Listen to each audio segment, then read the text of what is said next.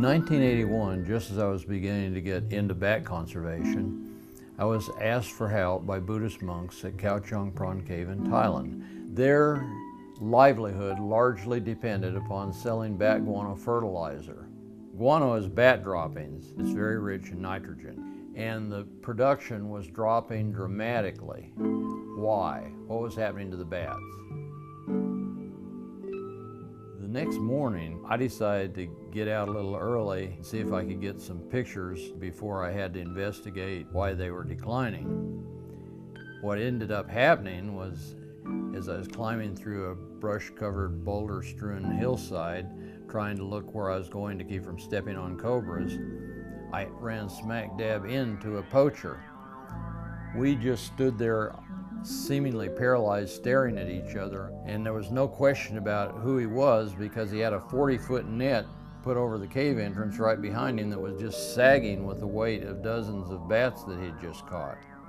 All of a sudden, at a glance, I knew what the problem was. Unfortunately, I'd gotten a bit ahead of my Thai guide and interpreter, Sirpon Duongke, and until he could catch up with me, it was just me and a poacher standing there staring at each other.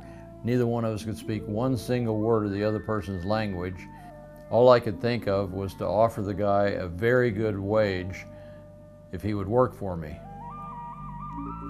It turned out that he wasn't the terrible image that we'd normally have of a poacher. He was just a nice guy trying to make an honest living feeding his family.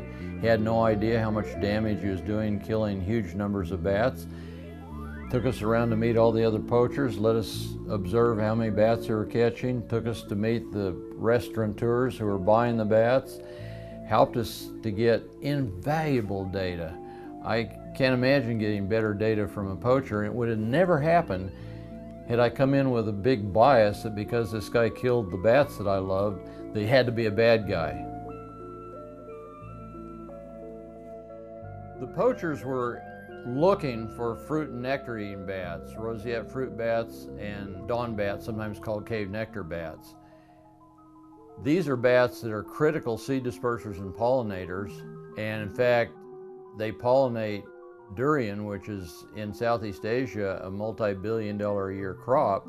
I can't think of a better way to stub your toe economically than killing off all the pollinators of durian.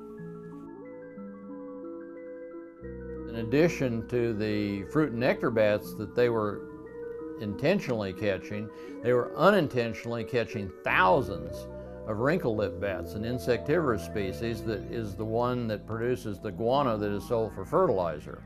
And they belong to a bigger group that's found worldwide in tropical and subtropical areas called free-tailed bats.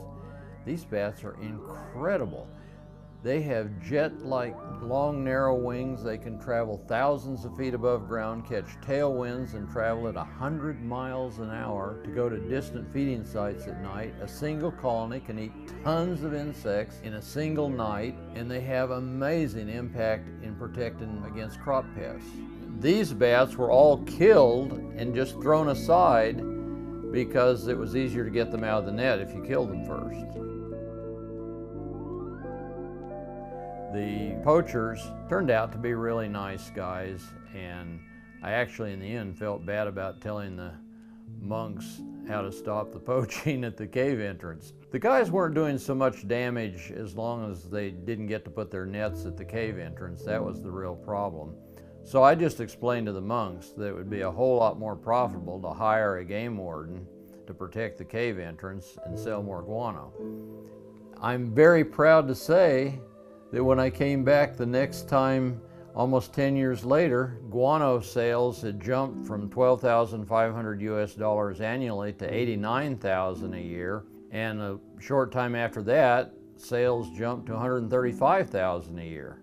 By that time, the bats had begun to recover so well and became so spectacular. You could see the columns for a mile or two, and this attracted scientists who wanted to study them.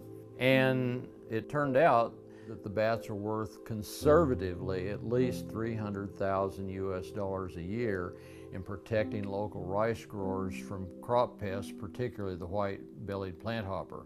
And that's not even figuring in the value of tourism. On my most recent visit to Khao Chong Pran Cave in 2015, the head monk couldn't have been more enthusiastic about all the progress being made, and he was so proud that the community had finally gotten to love bats so much that they had passed legislation making it a criminal offense to commercially hunt bats.